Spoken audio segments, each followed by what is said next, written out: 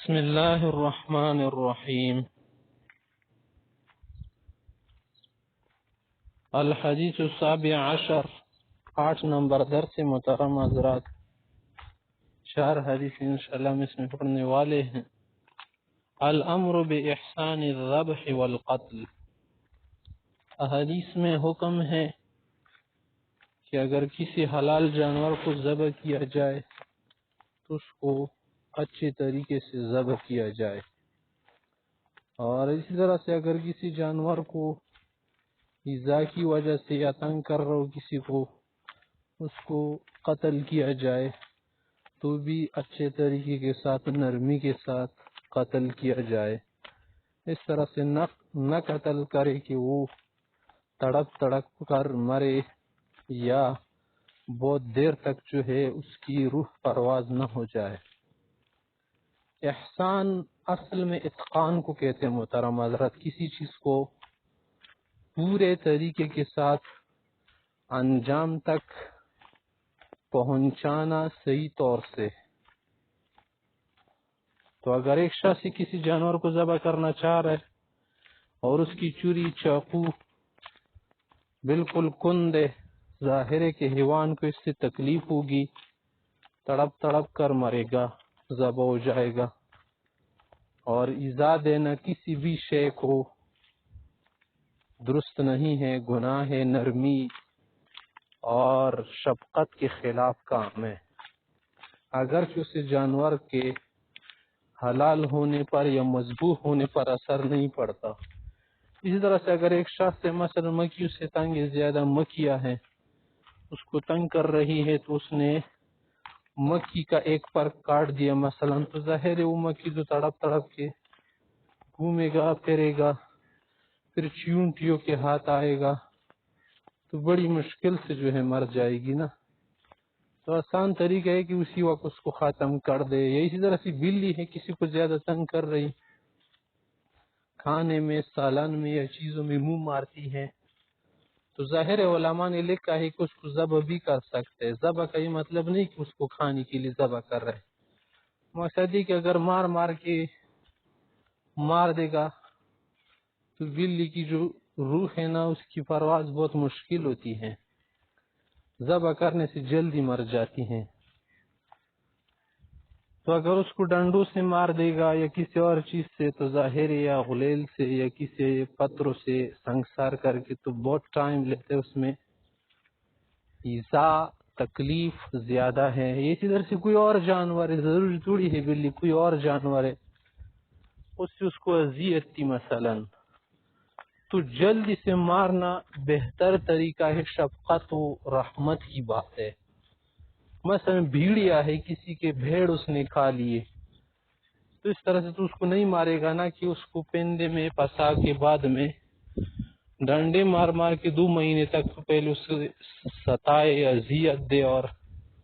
جیسے کچھ لوگ کرتے ہیں سنگدلی کی وجہ سے، تو اس طرح سے جائز نہیں ہے۔ اس لیے یہاں پر حدیث میں خود وضاحت ہو جائے گی، دیکھ لینا۔ عن ابی اعلی شداد بن اوس رضی اللہ تعالی عنہ، یہ صاحب روایت کر رہے شداد صاحب، عن رسول اللہ صلی اللہ علیہ وسلم قال، آپ صلی اللہ علیہ وسلم سے کیا آپ نے فرمایا، ان اللہ کتب الاحسان، اللہ نے واجب کیا ہے، کتب مانا لکھ دیا ہے، واجب کیا ہے، ضروری کیا ہے، لازم کیا ہے، لکھ دیا ہے۔ ان اللہ کتب الاحسان، اللہ نے لکھا ہے بھلائی کرنا، احسان کرنا، رحمت و شفقت کرنا، نرمی کرنا، علی کل شیء، ہر چیز پر، ہر چیز میں نرمی برتنی چاہیے۔ فاذا قتلتم، جب تم کسی چیز کو قتل کرو کسی ضرورت کی وجہ سے، جیسے کچھ صورتیں بیان ہو گئی، اس پر آپ قیاس کر سکتے ہیں، تو فاحسنوا القتل یا القتل، تو مار اس کو عمدہ طریقے کے ساتھ، ظالمانہ طریقے کے ساتھ نہیں۔ وَإِذَا ذَبَحْتُمْ، اور جب تم ذبح کرنا چاہو، جسے حلال جانوروں کو مسلمان ذبح کرتے ہیں، تو فَأَحْسِنُوا الذِّبْحَ، الذبح بھی پڑھتے لوگ، الذبح، تو ذبح کرو عمدہ طریقے کے ساتھ، چھری کو تیز کر کے، اس طرح سے دوسرے جانور کے سامنے اس کو مت لیٹائے وغیرہ وغیرہ۔ طریقے ہیں، اور جانور کے سامنے چھری تیز نہ کرے، جیسے کتاب اور فقہ میں یہ مسئلہ آپ نے پڑھا ہوگا۔ وَلْيُحِدَّ أَحَدُكُمْ، تم میں سے ایک آدمی یعنی کوئی بھی ہو جب وہ ذبح کر رہا نا تیز کر دے، چھری کو کیا کرے تیز کر دے، شفرتہ اپنی چھری، وَلْيُرِحْ ذَبِيحَتَهُ، اور اپنے ذبیحہ کو جس جانور کو قربان کر رہے ذبح کر رہے حلال کر رہے اس کو آرام پہنچائے، راحت پہنچائے، آسانی پہنچائے، سختی میں نہ ڈال دے، اذیت میں نہ ڈال دے، نہ تڑپائے۔ آگے حدیث نمبر 18 میں حسن الخلق، اچھے اخلاق۔ محترم حضرات کو اخلاق فاضلہ حسنہ جسے عام اخلاق ہے جن کے فضائل آپ نے سنے ہوں گے، اور ایک اخلاق عظیمہ ہوتے ہیں وہ تو آپ صلی اللہ علیہ وسلم کے تھے، یہاں پر عام اخلاق فاضلہ بتا رہے، ٹھیک ہے۔ عن ابی ذر جندب بن جنادہ و ابی عبد الرحمن معاذ بن جبل رضی اللہ تعالی عنہ، یہ ابو ذر سے روایت، ابو ذر کا نام کیا ہے جندب ابن جنادہ، ٹھیک ہے، جندب ابن جنادہ، اور ابو عبد الرحمن کو معاذ بن جبل رضی اللہ عنہ، دونوں روایت کر رہے ہیں عن رسول اللہ صلی اللہ علیہ وسلم۔ جب تصنیع کا صیغہ آ جائے مانا دو صحابی کا ذکر ہو نا، دو صحابیوں کا، تو پھر وہاں پر عنہما آتا ہے، ٹھیک ہے، مذکر کے لیے عنہ آتا ہے اور مؤنث کے لیے فیمیل کے لیے عنہا آتا ہے ضمیر، ٹھیک ہے، ضمیر اس طرح یوز ہوتی ہے کہ آپ صلی اللہ علیہ وسلم نے فرمایا قال اتق اللہ حیثما کنت، ڈرو اللہ سے، تقوی کرو، خشیت کرو، خشیت اس کو بولتے خوف، ڈرنا، حیثما کنت، جہاں کہیں بھی ہونا اللہ سے ڈرو۔ منع جیسے تقوی ہے نا، تقوی فی سر والعلانیہ، ہر جگہ تقوی کرنا چاہیے نا، صرف انہیں کی ظاہر میں تقوی ہو اور باطن میں نہ ہو، یا الگ جگہ پر تقوی نہ ہو اور مجلسوں میں جلوت میں تو تقوی ہو، خلوت میں تقوی نہ ہو۔ چوبہ خلوت میں روات کار شیطان میں کنت، جیسے لوگوں نے پرسی مشہور کیا ہے۔ آگے کہہ رہے کہ وَأَتْبِعْ السَّيِّئَةَ الْحَسَنَةَ، برائی کے بعد، بدی کے بعد نیکی کرنا، تمحوہا، یہ نیکی جو ہے برائی کو مٹاتی ہے۔ قرآن کریم میں بھی ہے کہ ان الحسنات یذہبن السیئات، نیکیاں برائیوں کو ختم کر دیتی ہیں۔ وخالق الناس بخلق حسن، اور لوگوں کے ساتھ یقیناً اچھے اخلاق سے رہنا۔ ایک تو کیا ہے دکھاوا ہوتا ہے اچھے اخلاق کا، فراڈ کے لیے جیسے کرتے ہیں لوگ پہلے سے زمانے سے صحیح آ رہا ہے، کچھ لوگ ظاہر میں ہنسی اور مسکراہٹ یا اچھے اخلاق نرم باتیں اس لیے کرتے کہ کسی کو پسا سکے، دھوکہ فراڈ دے سکے، وہ الگ بات۔ یا پر وقی میں کہہ رہے ریئلی کر لے۔ رواہ الترمذی، امام ترمذی سے آبا کے کہتے وقال حدیث حسن، اور بعض نسخوں میں ہے حسن صحیح، صحیح حدیث ہے۔ آگے حدیث محترم حضرات، الحدیث التاسع عشر، 19 نمبر، احفظ اللہ یحفظک، آپ اللہ کے احکام کی حفاظت کر، حدود کی حفاظت کر، اللہ آپ کی حفاظت کریں گے، ہماری حفاظت کریں گے۔ عن ابی العباس، یہ عباس صاحب کے بیٹوں میں سے عمدہ بیٹے سے ابو العباس نام ہے، کنیت ہے عبداللہ بن عباس رضی اللہ عنہ کی۔ عبداللہ بن عباس رضی اللہ تعالی عنہما قال، عبداللہ بن عباس صاحب کہتے ہیں کنت خلف النبی صلی اللہ علیہ وسلم، ایک دن میں پیغمبر علیہ السلام کے ساتھ سواری پر تھا پیچھے، فقال، مجھے کہا یا غلام، اے لڑکے، یا غلام، اے لڑکے، جیسے لوگ کہتے کم عمر کو اے لڑکے، اے کم سن کو بھی آپ یوز کر سکتے لفظ، ٹھیک ہے، اے غلام، اے لڑکے، انی اعلمک کلمات، میں آپ کو کچھ اہم باتیں بتانے والا ہوں، انی اعلمک کلمات، میں آپ کو کچھ کلمے بتانے والے ہیں، کچھ باتیں، اہم نکات یا نکات میں آپ کو بتانے والا ہوں۔ وہ یہ ہے کہ احفظ اللہ یحفظک، آپ اللہ کی شریعت کی، احکام کی، حدود کی حفاظت کر، من اس پر عمل کرو، یحفظ کو آپ کی حفاظت فرمائیں گے شرور سے، فتن سے۔ احفظ اللہ، اللہ کی حفاظت کر، منا اللہ کے احکام کی، اللہ کے اوامر اور باتوں کی حفاظت کرو، تجد ہو تو جاہ کا، اللہ کو پاؤ گے اپنے سامنے، منا چاہا تمہاری ضرورت پڑے گی اللہ کو تو اللہ کو حاضر و ناظر پاؤ گے، تو اسے بھی حاضر و ناظر، منا تمہاری مدد میں پھر جو ہے تاخیر نہیں ہوگی۔ اذا سألت، جب آپ کچھ مانگنا چاہے تو فاسأل اللہ، اللہ سے مانگو۔ اس کا یہ معنی نہیں کہ کسی سے آپ کچھ مانگ نہیں سکتے، تحت الاسباب تو بہت ساری چیزیں ہم ایک دوسرے سے مانگتے ہیں، کہ کوئی شرک نہیں ہے اور نہیں خلاف شریعت ہے، ٹھیک ہے نا۔ فوق الاسباب کسی سے کچھ مانگنا شرکی گناہ ہے، کہ جو اسباب سے اوپر کی بات ہو، ٹھیک ہے نا۔ اسباب کی دنیا میں رہ کے مانگنا کوئی گناہ نہیں، لیکن مقصد یہ ہے یہاں پر کہ دست سوال مت دراز کر، اللہ سے مانگا کرو، اپنے فقر، اپنی غربت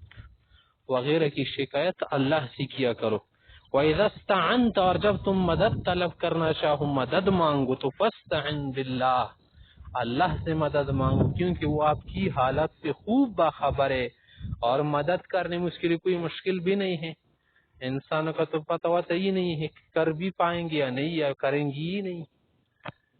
یہ مقصد نہیں کہ آپ کسی سے مدد نہیں مانگ سکتے، ضرور مانگ سکتے، کسی سے بھی مانگنا چاہیے، کوئی گناہ کی بات نہیں ہے۔ دنیا ہے اسباب کی، سب مانگتی ایک دوسرے سے مدد۔ وَعْلَمْ، اس بات کو ذہن میں بٹھا دو، جان لو، ذہن نشین کر لو، ان الامت لو اجتمعت، ان الامت لو اجتمعت، اگر پوری دنیا جمع ہو جائے، امت جمع ہو جائے، مانا کوئی بھی جمع ہو جائے، پوری دنیا ہی کیوں نہ ہو، اعلیٰ اس بات پر جمع ہو جائے، اتفاق کر لے، ینفعوک بشین، کہ آپ کو فائدہ پہنچائے، نفع پہنچائے، تو لم ینفعوک، نہیں پہنچا سکتے نفع فائدہ، الا بشین، ہاں اتنی منفعات نفع فائدہ پہنچا سکتے، قد کتبہ اللہ لک، جو اللہ نے آپ کے لیے مقدر فرمایا ہو، تقدیر میں لکھا ہو، وہ ظاہر ہے تو ہوگا ہی، لوگ سبب بن جائیں گے۔ وَإِنِ اجْتَمَعُوا، اگر جمع ہو جائے، عَلَىٰ أَن يَضُرُّوكَ بِشَيْءٍ، کہ آپ کو ضرر پہنچائے، تکلیف، اذیت، لم يضروک، نہیں پہنچا سکتے ضرر، الا بشین، صرف اتنی تکلیف پہنچا سکتے، قد کتبہ اللہ علیک، جو اللہ نے آپ کے اوپر لکھ دیا ہو کہ وہ ہوگا، ظاہر ہے کہ لوگ پر سبب بن جائیں گے اس کے لیے۔ رفعت الاقلام، قلم اٹھائے جا چکے ہیں، مانا جب قلم کو اٹھایا جائے تو پھر تو دوبارہ لکھنا نہیں ہوتا نا، جیسے کوئی کہہ دے کہ بس قلم تو میں نے بند کر دیا، قلم کو میں نے اٹھا لیا، اب دوسری کوئی جو ہے بات نہیں لکھنی میں نے۔ رفعت الاقلام، اقلام قلم اٹھائے جا چکے ہیں، وجفت یا وجفت الصحف، صحیفے خشک ہو چکے ہیں، تقدیر میں اللہ نے جو کچھ لکھ دیا ہے وہ تو خشک ہو چکا نا۔ خشک ہونے کا کیا معنی ہے کہ اللہ نے جو کچھ لکھ دیا ہے بس وہی برقرار رہے گا، اس میں تغییر، تبدیلی نہیں آتی کہ اس میں کوئی تبدیلی ہو جائے یا اسے مٹا دیا جائے۔ دنیا کی چیزیں تو مٹائی بھی جا سکتی ہیں۔ رواه الترمذی وقال حدیث حسن صحیح، آگے کی ایک روایت میں ہے، وفی روایت غیر الترمذی، یعنی روایت الامام احمد، ترمذی کے علاوہ امام احمد کی روایت میں ہے، مسند احمد میں کہ احفظ اللہ تجدہ تو امامک، تجاہک یا امامک دونوں کا ایک معنی ہے۔ تعرف الی اللہ فی الرخاء، اللہ سے تعلق رکھو، لو لگاؤ جب تمہیں خوشی کی حالت نصیب ہو، رخا منا رخوت، نرمی، یعنی جب تمہارے حالت نرم چل رہے، اچھے چل رہے، سہولت چل رہی، کام اچھے چل رہے ہیں، خوشیاں ہیں، کوئی مصیبت غم نہیں ہے، ظاہر ہے آپ تو سو خوش ہوتے نا۔ یا عرف کا فی الشدہ، اللہ آپ کو جانیں گے سختی میں، مانا کہ سختی میں پھر اللہ تمہارے کام آئے گا۔ مطلب کیا ہے کام آنے کا؟ یعنی پھر اللہ تمہیں ضرور جو ہے مدد پہنچائیں گے، فوراً تمہاری مدد کریں گے۔ یا عرف کا